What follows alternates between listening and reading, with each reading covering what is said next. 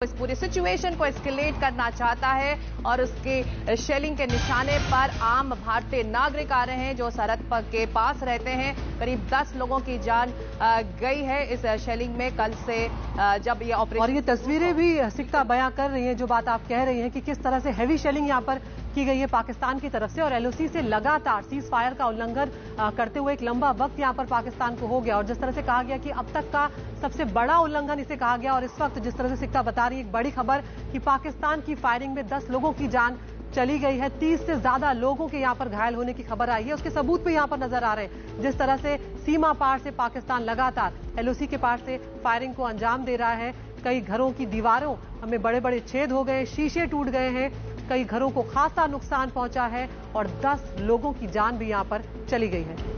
बिल्कुल। और पहलगाम हमले के बाद जब भारत एक्शन की बात कर रहा था तभी एलओसी पर एस्केलेट करने की कोशिश शेलिंग से पाकिस्तान करता रहा और अब ऑपरेशन सिंदूर के बाद शेलिंग और ज्यादा बढ़ी है, गोलीबारी बहुत ज्यादा बढ़ी है। 10 लोगों की जान वहां पर गई है। सरहदी इलाकों में रहने वाले लोग इसकी जद में आए हैं। ये तस्वीरें आप देख सकते हैं जो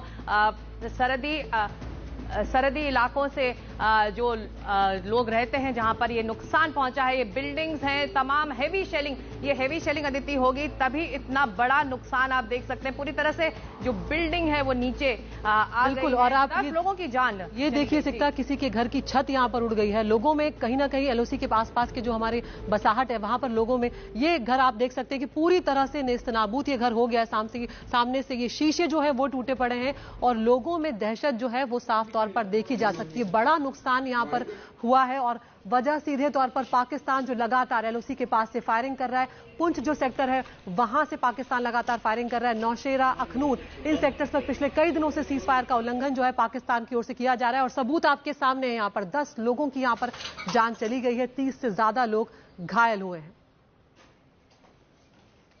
और सिर्फ पुंछ नहीं, राजौरी की तस्वीरें भी सामने आई हैं। बिल्कुल, ये राजौरी का इलाका है जो सटा हुआ है एलओसी से, जहां शेलिंग जब होती है वहां पर तब क्रॉस फायर में जो आम जनता है वो इसके निशाने पर आती है। राजौरी के कुछ घरों की तस्वीर है, देखिए कितनी हेवी शेलिंग हुई होगी कि पूरा घर ही बर्बाद हो गया है, तबाह हो गया है। जो बात हम लगातार अदिति चर्चा कर रहे हैं कि क्या पाकिस्तान चाहेगा कि सिचुएशन एस्केलेट हो, तमाम ये चीजें छोटी छोटी चीजें करके उकसाने की कोशिश है, ये आम जनता को पर नुकसान पहुंचाने की और सिक्का, आपको याद होगा यही बात एनआईए की जांच में भी सामने आई थी कि सिर्फ ये जो पहलगाम में किया है यही तक नहीं है। यहाँ पर पाकिस्तान की कोशिश ये भी थी कि कुछ और घुसपैठ वो कराकर कुछ और इस तरह की घटनाओं को अंजाम दे। और ये अलग अलग तस्वीरें हमने आपको दिखाई, पुंछ की तस्वीरें हमने आपको दिखाई यहाँ पर, जहां पर आप देख सकते हैं कि एक घर जो है पूरा नेस्तनाबूद हो गया, गाड़ी जो है उसके पूरे शीशे यहाँ पर टूट गए हैं। 10 लोगों की जान जाना अपने आप में बहुत बड़ी बात है और लगातार सीज फायर का उल्लंघन पाकिस्तान करता आ रहा है। पहलगाम के हमले के बाद से जब ये खबर सामने आई कि अब भारत जो है वो बदला लेगा, पाकिस्तान के आतंकी ठिकाने जो है उन्हें नेस्तनाबूद किया जाना था, ये पाकिस्तान को पता था, तो ऑपरेशन सिंदूर को अंजाम दिया गया। और यहाँ पर तस्वीरें एक के बाद एक हेवी शेलिंग पाकिस्तान की ओर से और खासा नुकसान यहाँ पर हुआ है एलओसी के पास। पुंछ और राजौरी वो सेक्टर्स हैं जो सरहद के पास है, एलओसी के पास है, इसलिए जब भी तनाव बढ़ता है सरहद पर तो यहाँ पर इसी तरह से बर्बादी देखने को मिलती है। पाकिस्तान उकसा रहा है और शिव अरूर इस वक्त एलओसी के पास हैं और चलते सीधे उनके पास और वहां से क्या वो रिपोर्ट दे रहे हैं, आइए उस पर नजर डालते हैं।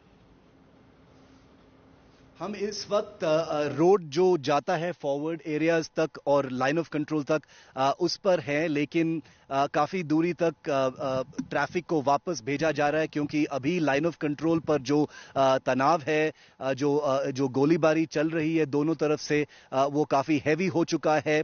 पिछले 8 घंटों से एक आर्टिलरी फायर दोनों साइड से चल रहा है। पाकिस्तान के साइड पर काफी डैमेज हुआ है।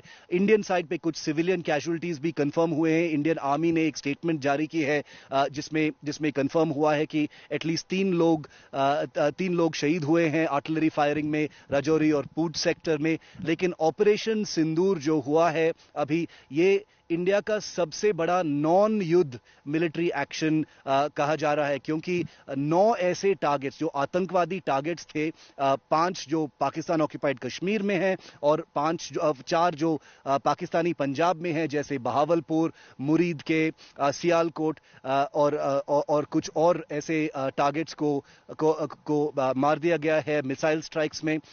ये भी जानकारी मिली है कि ये जो ऑपरेशन सिंदूर एक ट्राई सर्विस ऑपरेशन था।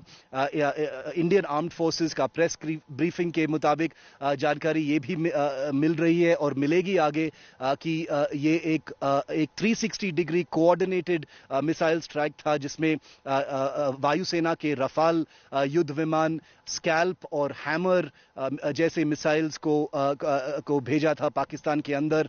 इंडियन आर्मी के कुछ जमीन से जमीन जो हथियार होते हैं, सरफेस टू सरफेस वेपन्स, उनका इस्तेमाल हुआ है और नेवी की तरफ से ड्रोन से लॉन्च होते हुए जो किलर म्यूनिशंस या लॉइटरिंग म्यूनिशंस बोलते हैं, वो भी लॉन्च हुए हैं पाकिस्तानी टारगेट्स की तरफ। तो हम अब लाइन ऑफ कंट्रोल की तरफ जाएंगे। काफी रुकावट है, काफी ट्रैफिक है। जो लोग जाना चाहते हैं लाइन ऑफ कंट्रोल की तरफ नजदीक, उनको वापस भेजा जा रहा है, क्योंकि एक सिक्योरिटी कॉर्डन बन चुका है फॉरवर्ड एरियाज की तरफ। लेकिन हम ग्राउंड से लगातार रिपोर्ट करें।